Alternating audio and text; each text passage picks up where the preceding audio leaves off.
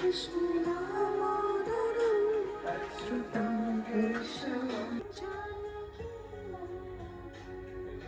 Morning, જય શ્રી કૃષ્ણ, જય સ્વામિનારાયણ. આજે સવારમાં મરચાં ઉડાડ્યા છે. ગેસ કરી શકો કે શું બનાવું છું. મરચાં ઉડે ને એમાં અજમા અને જીરું ને બધું નાખ્યું છે. ભાઈ તો ખીચું બનાવું છું, ખીચું. દેવને મેં પૂછ્યું લંચમાં લઈ જવું છે, એને ભાવે. દેવને બધી વસ્તુ આપણે ઇન્ડિયન હોય ને એને ગમે છે, એટલે એ સારું મારે બહુ પેલું ના રહે એમ. દેવાનું વોલ્યુમ ધીમું કરી દે ને બેટા. જય શ્રી કૃષ્ણ. આજે જો ફરી સરસ દિવસ છે, વરસાદ નથી એટલે સારું છે, અને ઠંડી પણ નથી, મજા આવે ને એવું છે. એટલે મેં નોર્મલ ડ્રેસ પહેર્યો છે અને જેકેટ કે એવું કંઈ પહેરી નથી. ઘણી હવે સાંજે જોઈએ, પછી ઇવનિંગમાં ઘણી વખત ઠંડુ થઈ જાય. જોઈએ હવે. અને આજે છે ને ઘરે પણ મારા ઘરે મુક્તોની પધરામણી છે. તો સાંજે કેટલા કહું, અમારા એરિયામાં જે લોકોની સભા છે ને, એટલે સભા પૂરી કરીને પછી મારા ઘરે પધરામણી કરવા આવવાના છે. તો 9, 9:30 એવું કંઈક કીધું છે. મને 9:30નો ટાઈમ આપ્યો છે, પણ હું મેસેજ કરીશ કદાચ વહેલા એ લોકો સભામાંથી ફ્રી થઈ જાય તો અર્લી આવી શકે એમ. અત્યારે હું શોપિંગ સેન્ટરમાં પહોંચી ગઈ છું, અને શોપિંગ સેન્ટરમાંથી આવતીકાલે અમે લેસ્ટર પણ જવાના છીએ. નિરાલીની ડોટરનો બર્થડે છે ને, એની બર્થડે પાર્ટી અરેન્જ કરી છે લોકોએ. અમે પહેલાં સન્ડે જ જવાના હતા, તો મને કે ના તું આવ ને આવ, નહીંતર મેં અમે સન્ડે સવારમાં આવી જઈશું. તો કે ના તું સેટરડે જાઓ, તો મને કામ છે કે બધું ઓકે. અહીંયા જો બધા ફ્રૂટ્સ અંજીર કેટલા નાના નાના છે, મસ્ત. સવારમાં જો સરસ હતું, અત્યારે પાછું અંધારું થઈ ગયું છે. જો સ્કાય એકદમ ગ્રે થઈ ગયું છે બધી બાજુ.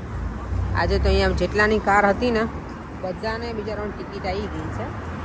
ઘણી વખત કેવું હોય કે લોકો વસ્તુ ડ્રોપ કરવા માટે આવ્યા હોય, શોપ હોય એ લોકોની, તો હેઝાર્ડ લાઇટ ચાલુ હતી ને તોય પેલી ટિકિટ લગાવીને જતા રહ્યા. મને બાજુવાળાની શોપથી મને કે તમે હતી નહીં, એ ધ્યાન નહોતું તારું એમ. એટલે ખાલી એમને પૂછ્યું બિચારે જનરલ, પણ મેં તો હું જ્યારે આવી ને ત્યારે ઓલરેડી તમને ટિકિટ મળી ગઈ હતી.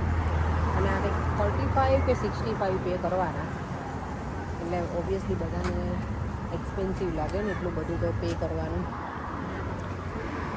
આજે જો હજી સુધી છે ને હું MNSમાં ગઈ નથી. વિચાર કરું છું જઈ આવું, આટો મારતી આવું, મારું ક્લાયન્ટ પૂરું થાય ને પછી. ઘરે આવી આજે મગની દાળ અને રાઈસ બનાવવાના છે, તો એ બને છે ત્યાં સુધીમાં મેં તો ફટાફટ બધું રેડી પછી કરું. પહેલાં ક્લિનિંગ પતાવી દઉં, કારણ કે આજે મારા ઘરે પધરામણી છે મુક્તોની. તો જો અહીંયા આગળનું એન્ટ્રન્સ પર એમના બોક્સ ને બધું લઈ લીધું છે એમને આજે. અને હું પછી જમીને પછી ફ્રી થઈ અને પછી બધું અહીંયા રેડી કરી દઈશ પૂજાનું, નાહી ધોઈને ડ્રેસ ચેન્જ કરીને. બધું પહેલાં છે ને બીજું બધું જે ક્લીન કરવાનું હોય ને એ કરી નાખો, ને નાહીને પછી એ બધું મારે ક્લિનિંગ કરવું નહીં. ઓ માય ગોડ, હજી મારે કપડાનો ઢગલો પડ્યો છે. કંઈ નહીં, ચાલો એ પછી કરીશું હવે. ચાલો જો ફ્રેશ થઈ અને ડ્રેસ પહેરી લીધો છે, અને અહીંયા બધું મેં રેડી કરી દીધું છે. આરતીની ડીશ બસ. હવે હમણાં મુક્તમની પધરામણી છે જ, હમણાં ફોન આવી ગયો છે કે અર્લી આવવાના છે. મને એમ હતું કે 9:30, એમનો કોલ આવી ગયો કે અમે હમણાં થોડી વારમાં જ આવીએ છીએ. તો બધું ડન છે. ચાલો, અમારું ડિનર ટેબલ રેડી છે. મગ, ભાત અને રાઈસ, પાપડ.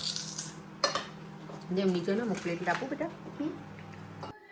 જો પધરામણી હતી ને તો પ્રસાદ જો આવી રીતે આ મંદિરની હતી, SMVS જે છે ને આપણું સ્વામિનારાયણ મંદિર, વાસણા સંસ્થા, ત્યાંથી મુક્તો પધારેલા હતા. બપોરે એમને દેવમને આપી દઈએ, અને મેં અહીંયા પ્રસાદ ધર્યો તો મેં ચૂપ પલાળી દીધી છે બદામ.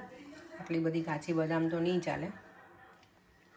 અને હું સાથે આવ્યા હતા ને એમને પ્રસાદ પેલું આપવાનું ભૂલી ગઈ ઉતાવળમાં જ. પેલું કરે ભગવાન. પેલો પરેને આપી દો આજે પ્રસાદ. લે દેવમ પ્રસાદ ડેડીને આપે, એમને ભાવ ગમે આ પેલો મગજ પ્રસાદ. કેમ આટલી બધી બદામ કરી? પ્રસાદ કરે તો ને બેટા મારો દીકરો, આપણે ભગવાનને ધરાવી હતી ને એટલે હવે પ્રસાદ છે આપણી માટે. ખાઈ લો. તે તાજે બહુ બદામ ખાઈ લીધી એક જ સાથે. જો મેં પલાળી આપી તારા માટે. દેવ એને પલાળવા દે બેટા, અત્યારે ના ખાઈશ મારો દીકરો. લે આ લઈ લે અત્યારે. અને જો હું તારા માટે આજે મસ્ત લઈને આવી છું. મમ્મા તો અત્યારે છે ને ખાવાની જ હતી. મને તો બહુ ગમે આ તૂટી ફૂટીવાળા. તૂટી ફૂટી તને યાદ છે તો તૂટી ફૂટી ફ્રીજમાં છે બહુ ખાઈ રહી છે. આઈ હોપ કે આ સ્વીટ હશે. જો હું પેલા સ્વીટવાળા લાવું છું ને આટલી એવી તૂટી ફૂટી છે આમાં તો હાવ જરીક આ તો દાવ થઈ ગયો દેવમ. તૂટી ફૂટીનો દાવ થઈ ગયો. છે ને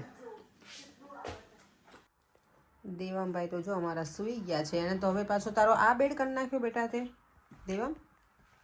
એ દીકું આ જો અહીંયાથી આ બેડશીટ નીકળી ગઈ છે. બધી આમ જો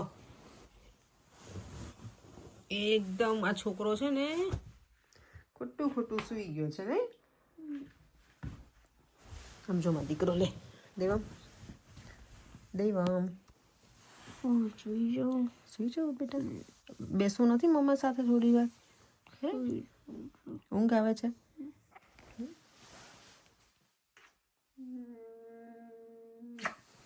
દેવ એમ કે નો મોર લવ પ્લીઝ. નાનો હતો ને ત્યારે દેવ એક પોસ્ટ મેં તને બતાવી યાદ છે તને?